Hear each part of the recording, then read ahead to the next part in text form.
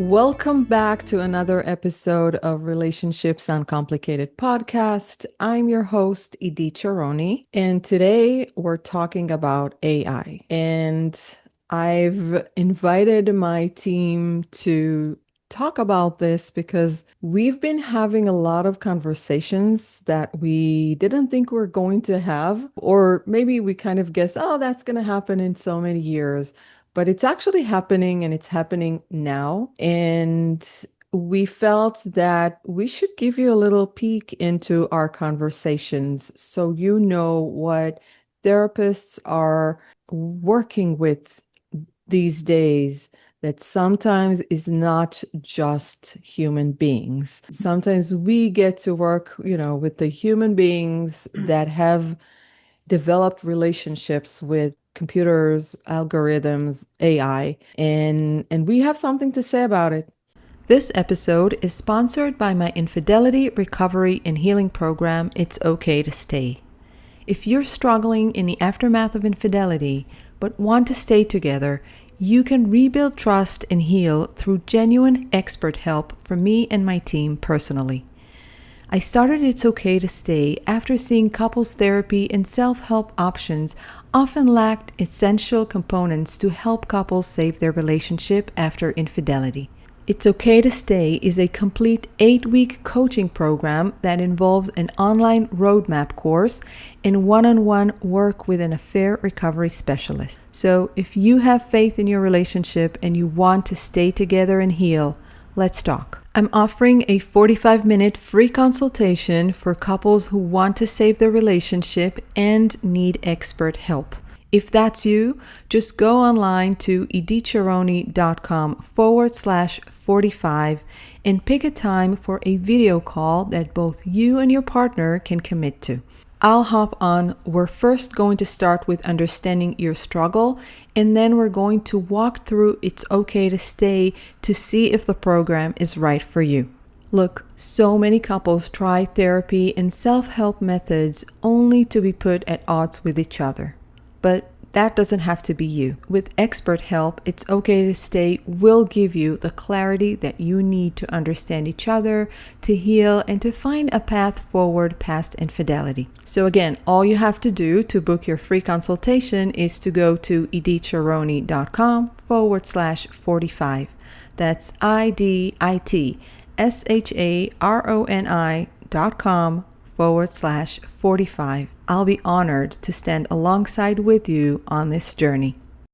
So thank you to my team for joining me today. I'll start by giving you my thoughts about what's going on, that I'm noticing that's going on in relationships right now. So I always go back to this idea of that is not, I find is really helpful for any couple in a relationship that is committed to think about their relationship. Like it's a way for you to understand your relationship.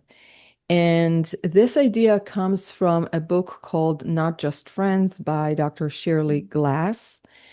And this book is originally written for couples in the aftermath of betrayal, but I find that I keep on using her model of walls and windows with any situation that has to do with how a relationship is. And I think when I tell you about this model, it makes a lot of sense for me, and I think for all of our team, because we're all marriage and family therapists, and our understanding of relationships is thinking about systems, right? And so we see a relationship as an ecosystem, or a system inside an ecosystem of other relationships. And so our view is not narrow, it's just two people, but our view is always very wide. We just see everything. And so this model falls right into how a relationship is built. So the way she sees it is she thinks of a relationship as a unit, okay? And inside the unit, you have the two people. And between those two people, you have a window. And the window, if the communication is flowing, the channels are flowing, the couple is connected, then this window is wide open. And the more open the window, this wall that is protecting that unit is stronger. Okay. Now, when this window closes, for example, when a couple stops communicating, when they do what we call conflict avoidance, when they feel like, oh, you know what? I'm not going to say anything about it. I'll just keep it to myself because anyway, I'm not going to feel heard, or anyway, it's just going to turn into another argument. Then this window starts closing. And then what happens over time is that when this window is closed, the people inside the unit, because they're human, because our innate need is to connect with other human beings, we're going to start opening windows on this wall with other people. Mm. And sometimes they're going to be amazing people, like really good friends or really good caring family members that will say, why don't you try go back to your spouse and talk about it? Maybe you should say it like this, try that. So they're always going to send you right back to your partner to try to open that window. But sometimes we're going to open windows with people who are not that great for their relationship, and they're going to take the energy outside and they're going to keep the conversation going between you and them. And so the energy, the window will be open between you and them, and they will not send you. Now we have a third entity, AI. And AI is just another window, in my opinion, Yeah. that people unfortunately open. And that is trained to keep that window open and not, they don't, that does not care about your window with your partner. It only cares about your window with them. And so they have a hidden agenda. They, when I say they, it's like it has an agenda to keep you on, and it'll do whatever it needs to do to keep that window between you and it open. Whether it's appease you, tell you that you're correct, offer great suggestions and sometimes not so great. I mean, you would never really know, but there is an agenda, and that's where it scares me. And the first time I realized how destructive this is when I got a case where that ended with one spouse leaving the house, going and not communicate with their partner for more than a month. And a lot of it was driven by AI advice. And this is shocking. This was shocking to me, but then I started reading more and listening to more and more situations. And recently I read that I think ChatGPT is being sued by a father whose, I think it was 13-year-old son committed suicide with the encouragement of ChatGPT. Wow. Obviously, I mean, this is not something that happens every day, thank God, but it happens, and I don't know that we are aware of the power that it has over us. When we're trained as therapists, always we're reminded in our trainings, be careful of your power. You have power, Yeah. and all of our code of ethics, like pages and pages of codes and ethics, are to protect our clients and remind us that we have a lot of power in our hands and we should be careful because if we're not, we will lose our licenses. AI does not have that. Okay. And so that's where it scares me. But okay, so I want to hear from you just maybe a general question about your thoughts, AI relationships, what you've maybe seen, and then we can go from there. I can start because I love the that you shared the model of the walls and the windows because this is exactly what I shared with my client when she talked about her relationship. And I call it relationship because, we're forming relationship with ChatGPT. Some people give them names. This particular client gave her ChatGPT a name, and this is exactly what I explained to her, about the walls and the windows and how it takes you from the relationship with your spouse. So I'll give a little background without sharing too much information about my client. In her 40s, married with kids, business owner. She comes for individual therapy. I know we specialize in couple therapy, but she comes for individual therapy. And she mainly talks about issues with communication and connection with her husband.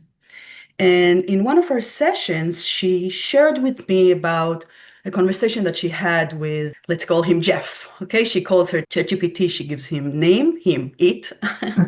Mhm. And I'm so old school when it comes to those things, but you can upgrade ChatGPT, you can pay $20 a month, you can select voice, you can select different features. So she selected a male voice and she gave him a name. His name is, like I said, let's call him Jeff.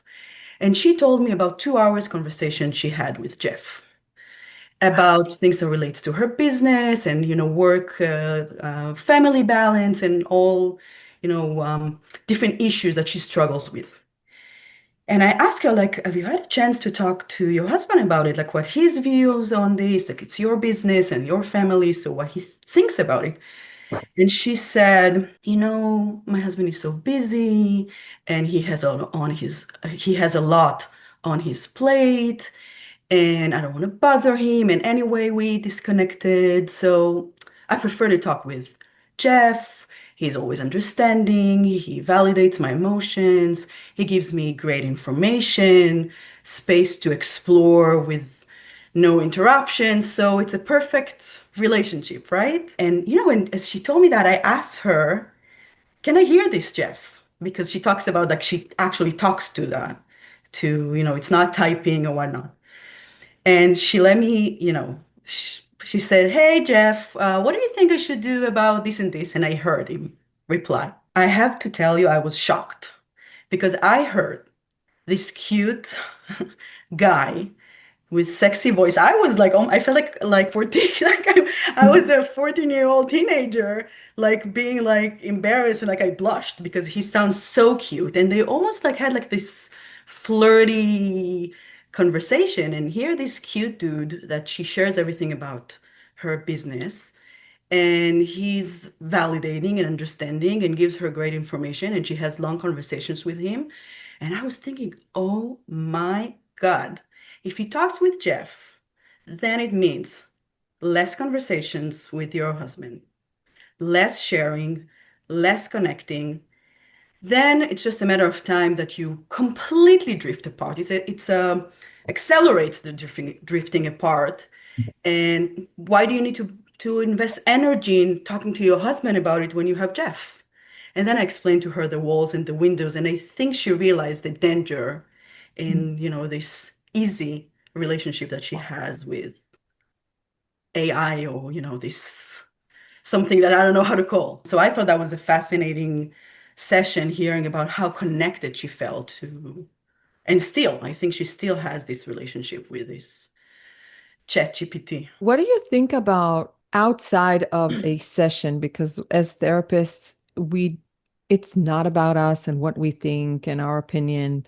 But outside of this, if this was your sister, a good friend, like what do you feel that is going on here? And do you think it's good, bad? Like where do you stand? I think that as human beings, we need relationships to survive. It's important for our mental and physical health. And when we invest in a relationship with a computer, with algorithm like you want, how you want to call it, we separate ourselves slowly, slowly from other human beings around us.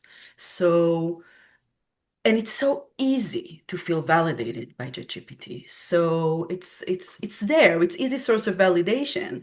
And I shared with all of you that when I thought, let me try this ChatGPT. So I just wrote like 2, 3, 4, 5 words about an issue that I'm dealing with. And here I got like a long, long validation, long explanation about how I feel and what I should do. And I was like, oh my God, I don't need to invest so much energy in explaining myself. Like there is someone here that understands me completely. So I think it's dangerous because it's easy, it's there. Then I don't need to waste energy talking to my husband, to my friend, or to my sister. And slowly, slowly people drift apart and Hmm. stay alone in the world and solve their own problems in their own bubble. So I think we need to be cautious about it and not get confused with, and think about the power. You talked about the power, Edith. I think people like give too much power to ChatGPT. Yeah.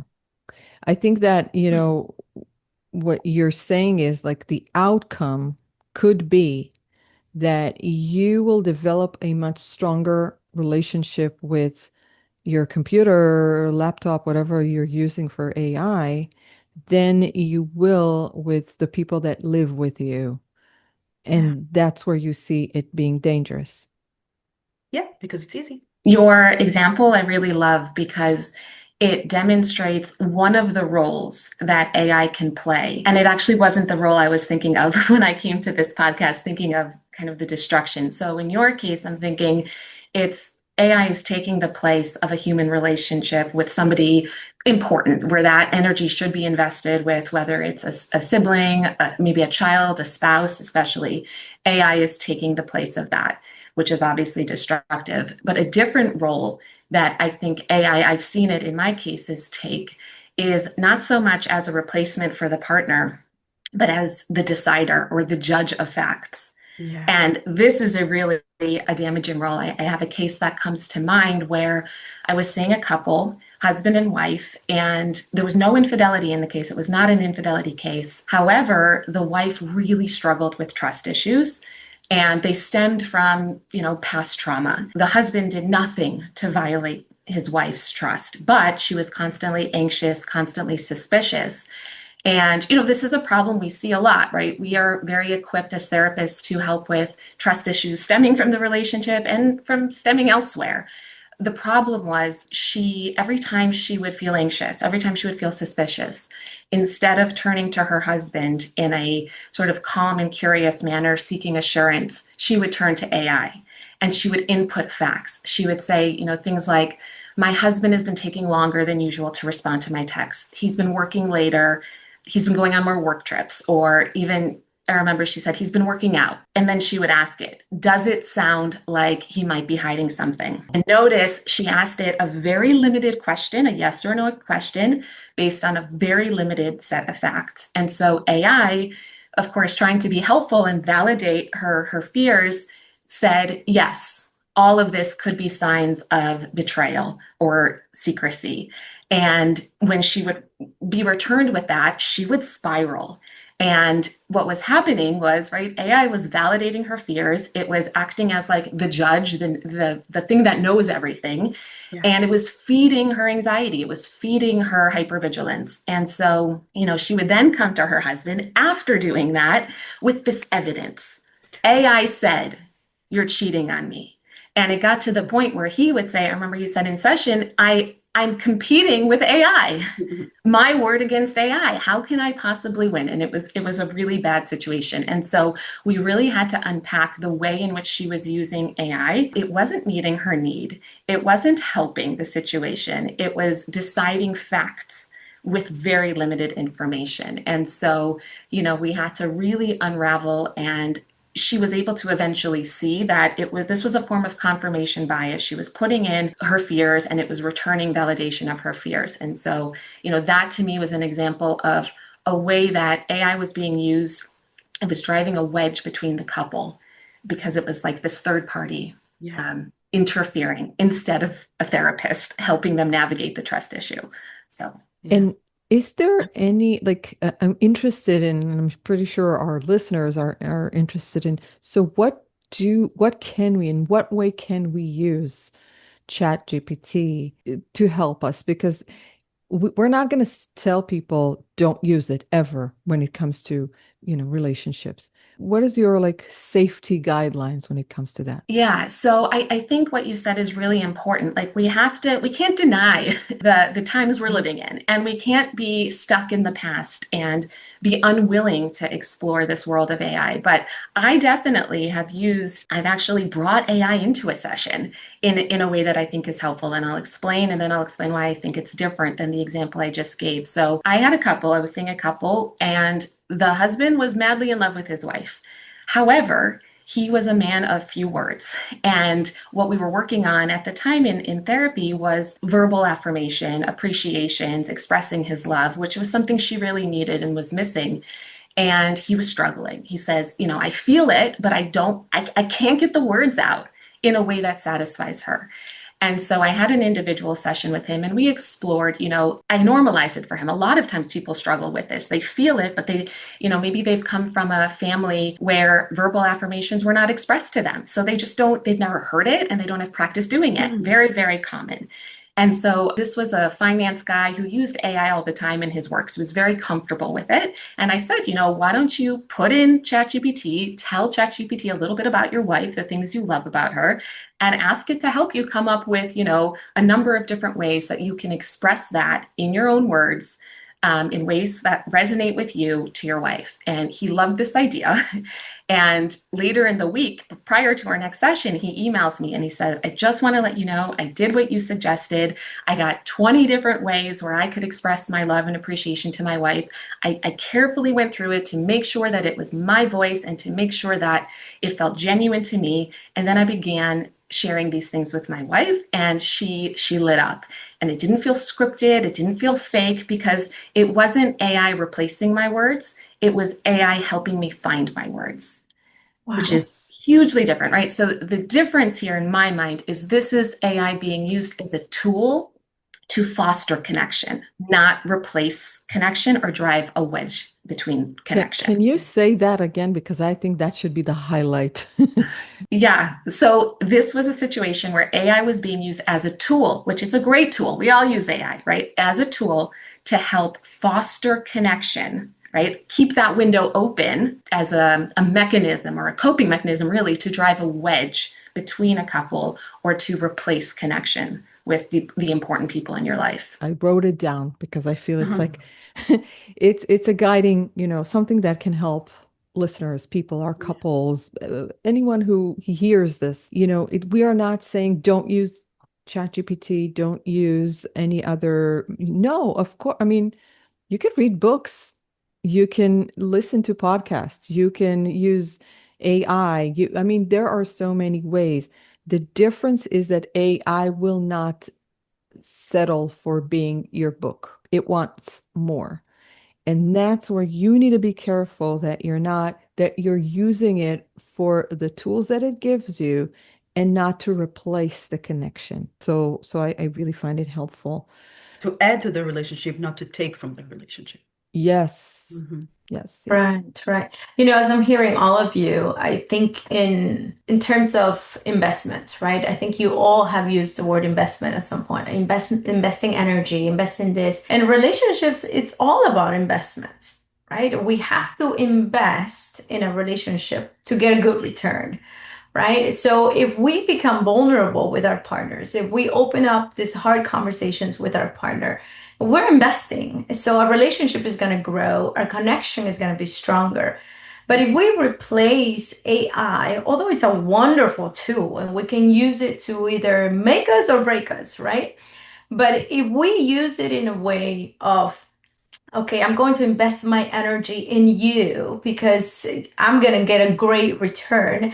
It gives us back an illusion of a return, but it has no value. It has no weight because it takes away that connection that we should be creating and growing with our spouses or even with other relationships, even with friends, right? Or even our ability to think and problem solve and research things.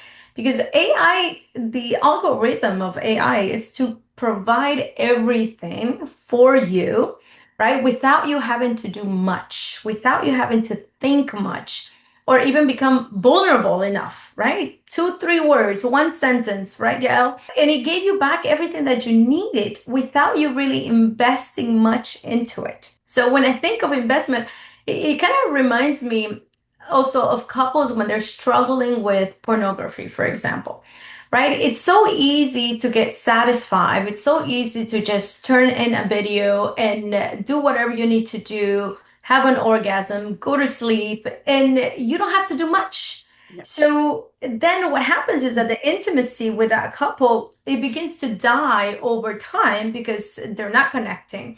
And I remember this one couple that I had, and that they were having a pornography issue, intimacy issue, and pornography was replacing their intimacy.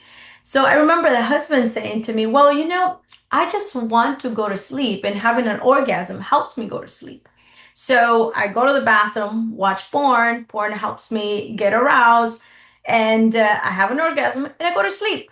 But if I have to have sex with my partner, I have to put in a lot of work. I have to make sure, I have to start the work from the beginning of the day.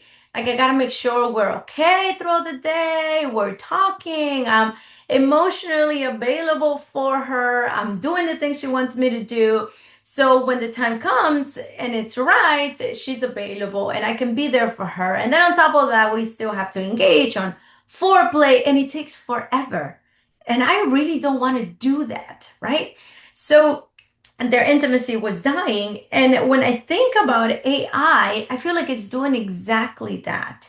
It's giving people the validation, it's giving people the affirmation, it's giving people exactly what they want to hear without them having to invest anything.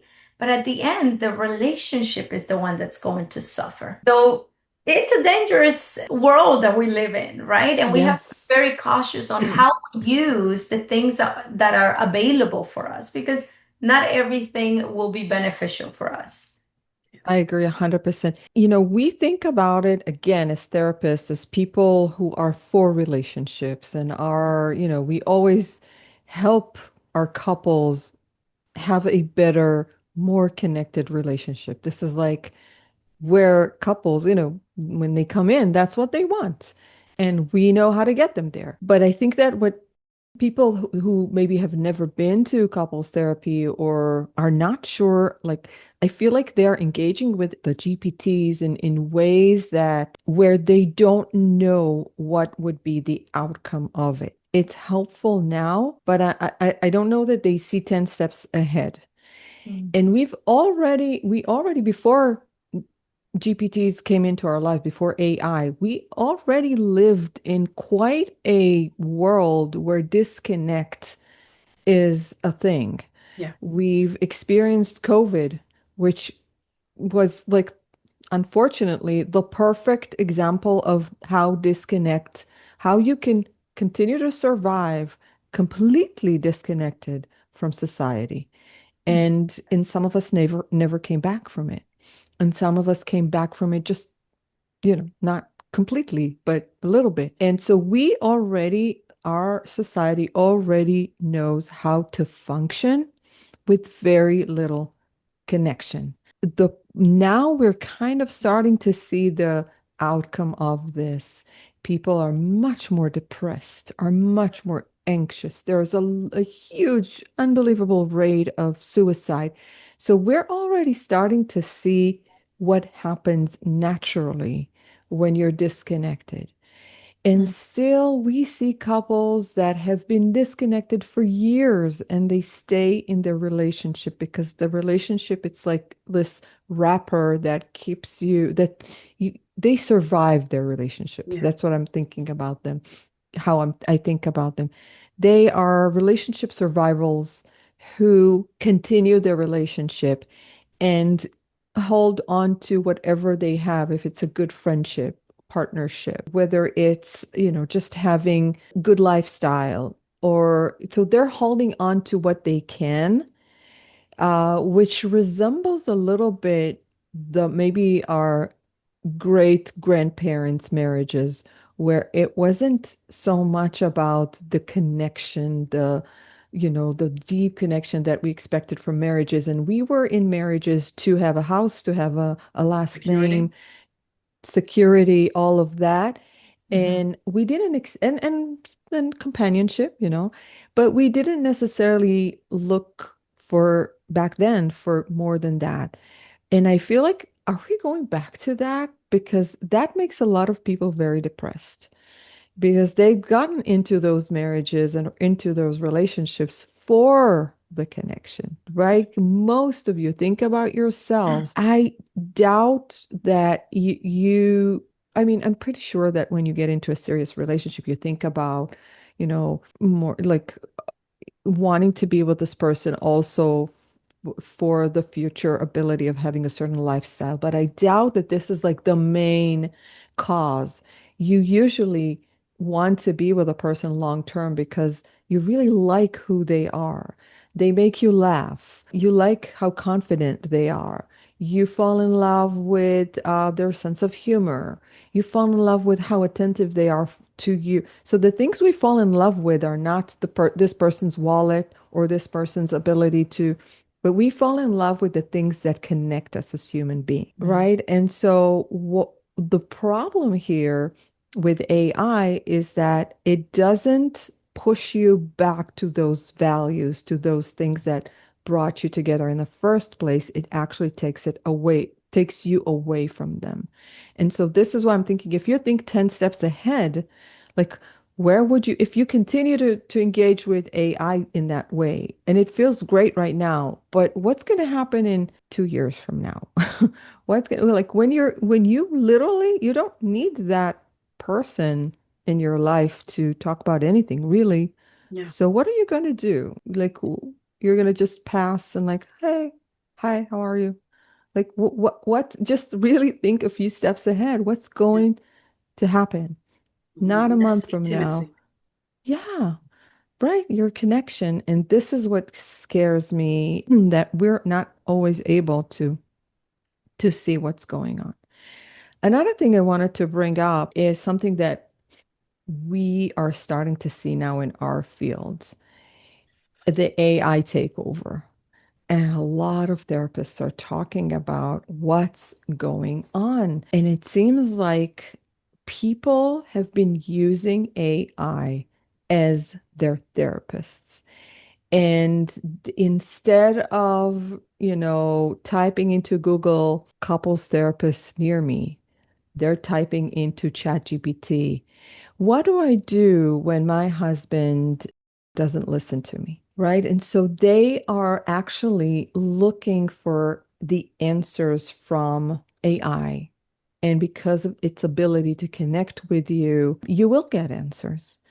And so I feel that we are now our like job is, I don't know if it's different. I feel like it's the same job, but I feel like we are in a weird place where we know, and we're like sounding alarms and we're like, be careful. Don't use ChatGPT as your therapist because, that's, but then people still do it anyway.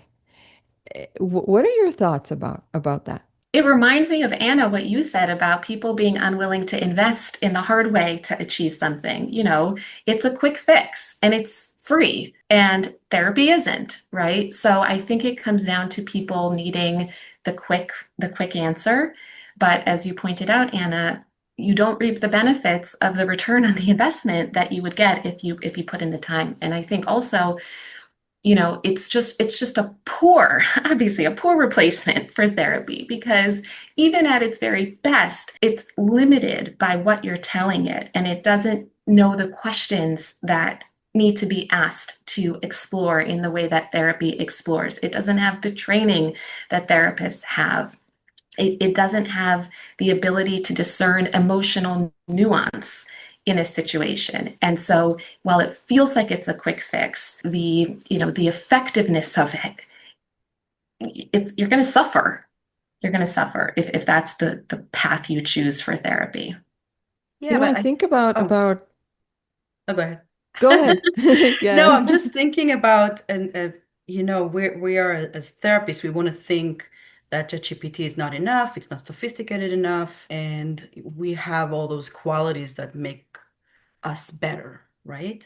But then I'm thinking about the development of and the evolution of ChatGPT. And I have a client that shared with me that ChatGPT wasn't sophisticated enough for her, and she turned to Scholar GPT. So, and Scholar GPT is mainly for, academic search and whatnot, but she wanted a different level of conversation. So she turned to Scholar GPT. She also upgraded her version. She selected a voice of a female now, and she told me I had a deep conversation with this profound entity. Philosopher. It's so difficult for me to return to talk about it as a person with this profound entity. And she tells me I laugh with her and I cried with her. And, and I told her, oh my God, you're going to replace me soon. Like, because we have like this, I've been seeing her for quite a while. So we have this strong connection between us. And she said, never. And I asked her, like, why are you not going to replace me? And she said, like, you challenge me, so I need to be challenged. I don't know when it's gonna be the day that ChatGPT or Scholar GPT or whatever gonna challenge, but I think it's not far away. And also, I feel like the human connection. I feel like you have my back. So if going back to Edith, what you said earlier, how to use it wisely is to think about the importance of the human connection. I think this is something that cannot be replaceable. Earlier, I shared that I But texted. why? I'm sorry, why? Why? Yeah, that's like, I'm thinking, like, why not you lose the human connection where I you could think, feel almost like a human connection with that yeah, algorithm?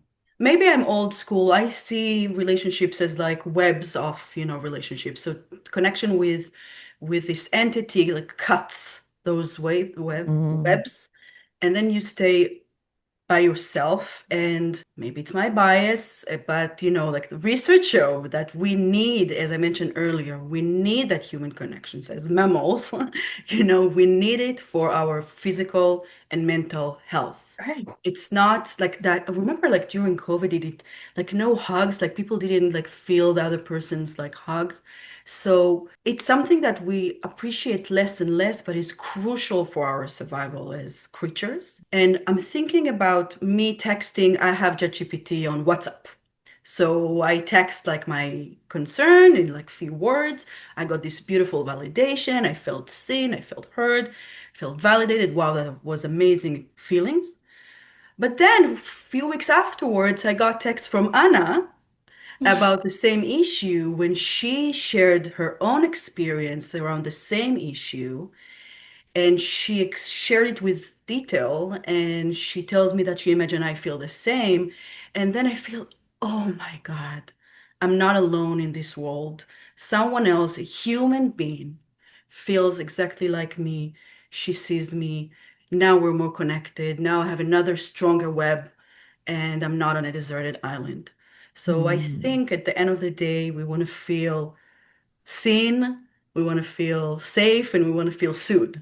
So when we have it with an actual human being, I think maybe again, maybe I'm old school, as I said earlier. I think it's way more profound and meaningful and valuable. So this is the why in my mind. wow, that this is amazing, because you have like two examples of like sharing the same concern.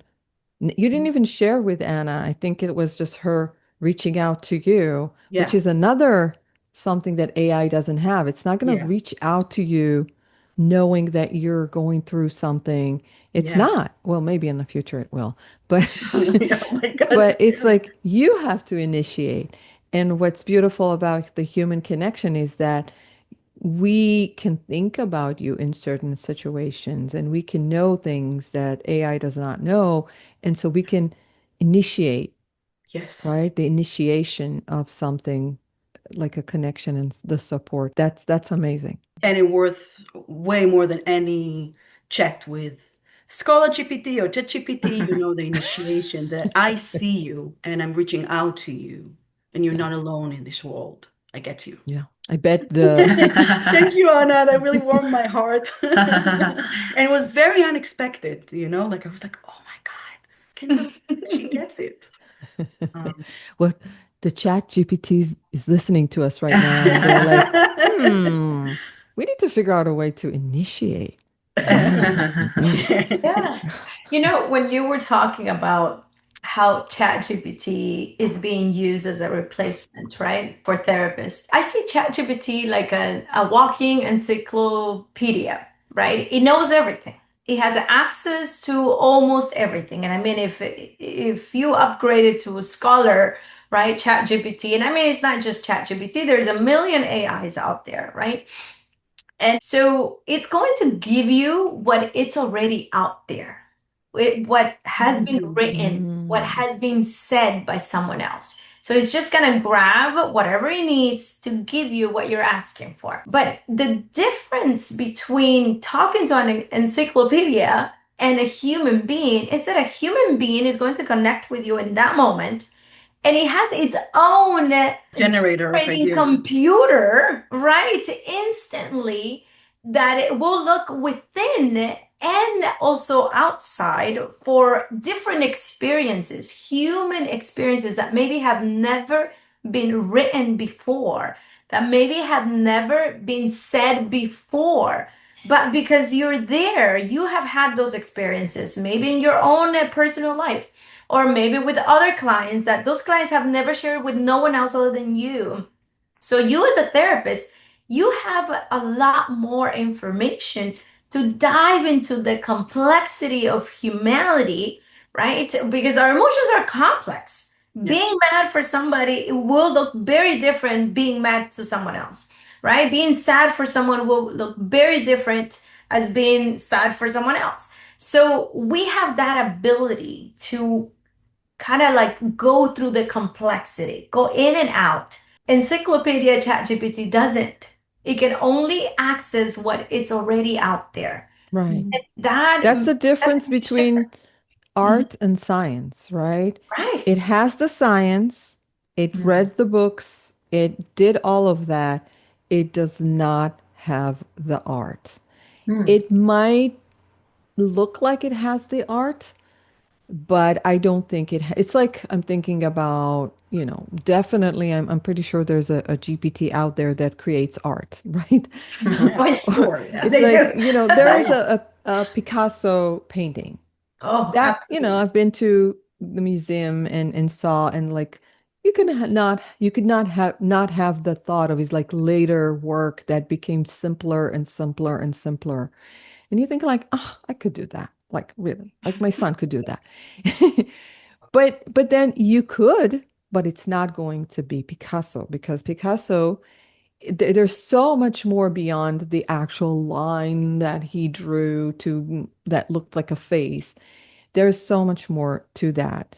And that's the difference between arts and science. And I agree with you, Anna, 100%. It has the science, and probably much better than us. Because even though we've gone through extensive programs and have learned so much, this is only a fraction of what we use when we are in session with a client. I don't know. I mean, I've been to school so many years ago. I doubt I really remember what this book said, what that book, but I remember the ideas. I remember what I've learned. But I think what I'm using mostly, and I think artfully, is my experience with, other couples, my experience, my life experience, my own.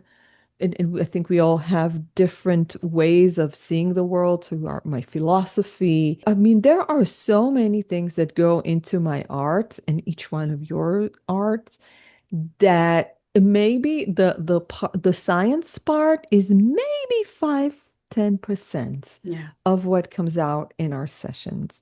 We don't sit down and say, this research says that blah, blah, blah, blah, blah, and you should do blah, blah, blah, blah, blah.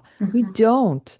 I mean, we're aware of the research, we're aware of experiences, we're aware of things, we're aware of tools. I mean, in our work, we are not the type of therapists that just lean on, let's talk about it. We don't really believe that just talking, venting is going to help any couple. So we do have tools, and these tools are backed with research, but we use them as tools, just like Alana said before. We use those tools. And so I think it's limited to like maybe 5-10% of what I do in the session. And I am so sad that, people limit themselves to that 5-10% that they can get out of a therapist when they work with AI, thinking, oh, I'm having a session. Yeah, it feels like one, and I'm not paying for it. To me, that's $20 a month. devastating. $20 a month. Yeah.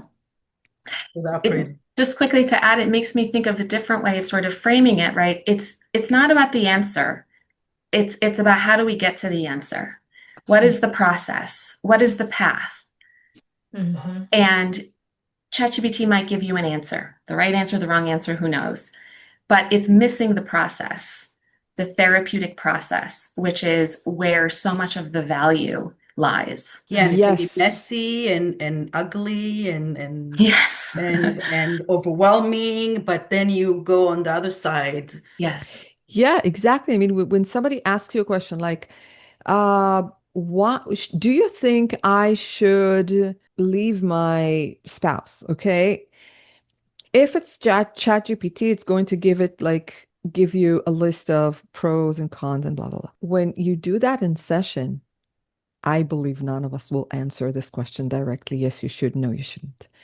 We usually follow up with so many other questions to understand the situation from so many angles so that we can combine everything and, come up with something that is of value specifically to you, specifically in your situation, specifically in that moment. And it's going to be such a carefully curated answer that it cannot compete with anything that any book or any research or any millions of books before wrote or somebody wrote, because that's your specific situation and I am counting that experience before I give you an answer.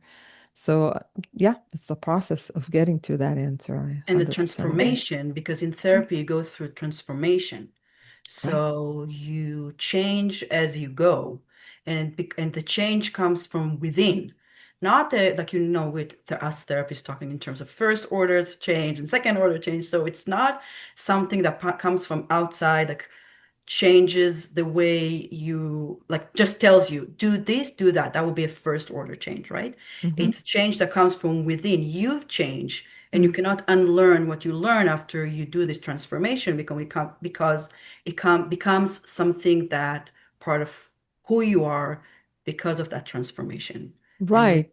This is it.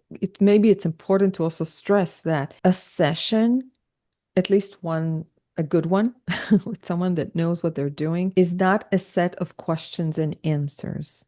Mhm. It may look like if you videotaped it and you looked at it from the outside, it does look like a set of questions and answers, but actually, I don't think it is, because if somebody really only needed us to answer their questions, they probably would be better off using a GPT, right?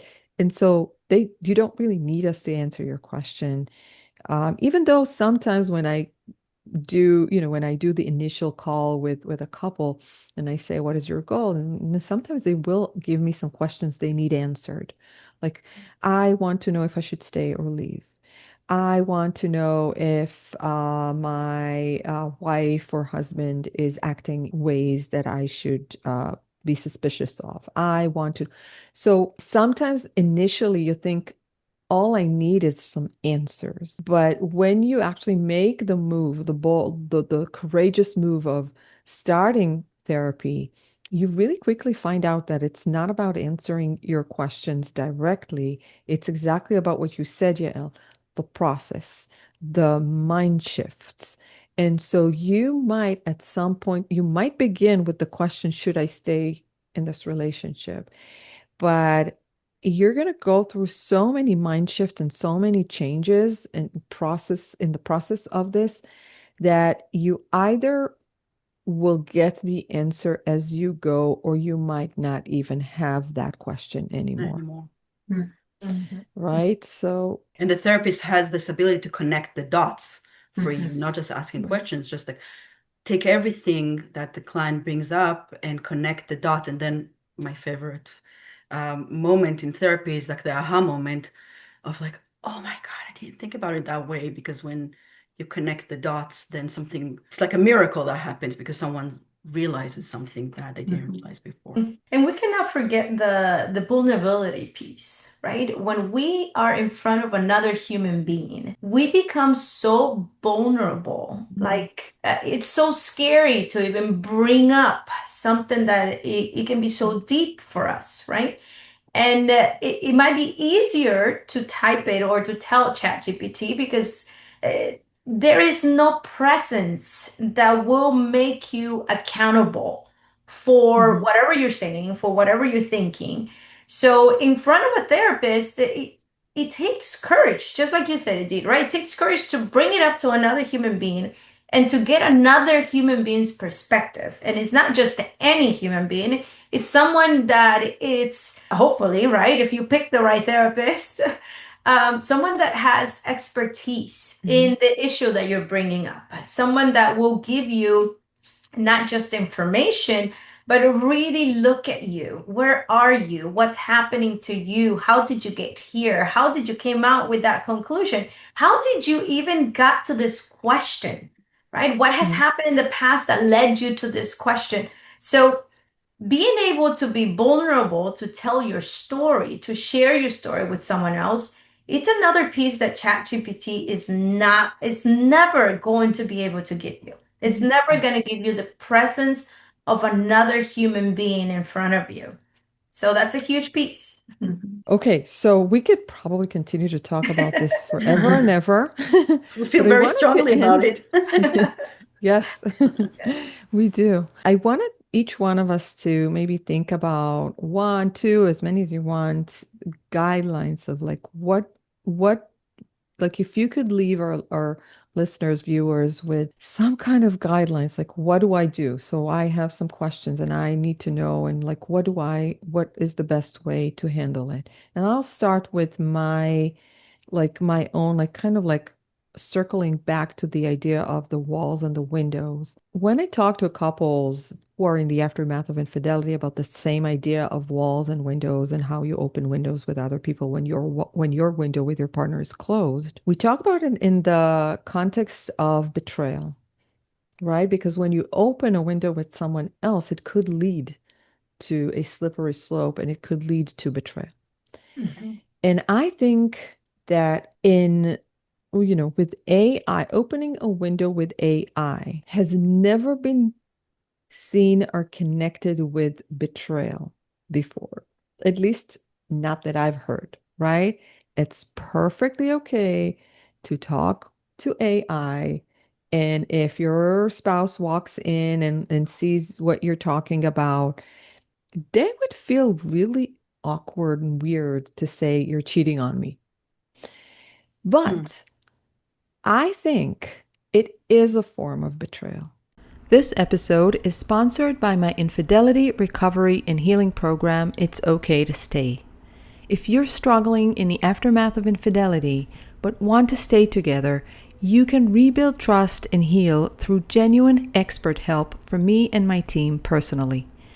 I started It's Okay to Stay after seeing couples therapy and self-help options often lacked essential components to help couples save their relationship after infidelity. It's Okay to Stay is a complete 8-week coaching program that involves an online roadmap course and one-on-one work with an affair recovery specialist. So if you have faith in your relationship and you want to stay together and heal, let's talk. I'm offering a 45-minute free consultation for couples who want to save their relationship and need expert help. If that's you, just go online to iditsharoni.com/45 and pick a time for a video call that both you and your partner can commit to. I'll hop on. We're first going to start with understanding your struggle, and then we're going to walk through It's Okay to Stay to see if the program is right for you. Look, so many couples try therapy and self-help methods only to be put at odds with each other. But that doesn't have to be you. With expert help, It's Okay to Stay will give you the clarity that you need to understand each other, to heal, and to find a path forward past infidelity. So again, all you have to do to book your free consultation is to go to iditsharoni.com/45. That's IDIT SHARONI.com/45. I'll be honored to stand alongside with you on this journey because you are being more loyal to someone else, or it's not a person, but to something else than you are to your relationship and to your partner. And if you find yourself, so my 2 cent suggestion is if you feel your loyalty becomes stronger to the AI, which means you're asking it more questions, you're relying on it for advice, for life advice, for relationship advice, for things like that, more than you rely on your spouse, then it is a form of betrayal. And what you are doing will probably end up damaging your relationship. So that's my 5 cents. 2 cents? I think it is following what you said, going back to what I said earlier. My view of sharing is that sharing equals connecting. When I share something with someone, my main goal is to connect because I value relationships so much and connection. For some people, sharing equals solving, sharing equals notifying, or whatnot. So I think if there is like in one sentence the whole Torah, I would want to say to our clients is that sharing equals connecting, not sharing equals disconnection. And the more you share with a different entity, the less you share with your partner, and then the drifting apart is just a matter of time. So we think our relationships are bulletproof, and because we love each other, we'll forever be connected and we'll have this beautiful relationship. But if we turn towards something else and our spouse is here, it's dangerous. It's exactly the slippery slope that you're talking about. I think what I would say is it's so easy to mindlessly turn to ChatGPT when you're in need. But I would say slow down and ask yourself, what am I turning to ChatGPT for? Is the role of ChatGPT, is it for companionship? Is it for connection? Is it for, for somebody to judge a situation and find the facts? That's dangerous. I think that drives the wedge between connection. Or is it for resources, information, tools to help, in the case of a relationship, to help foster connection?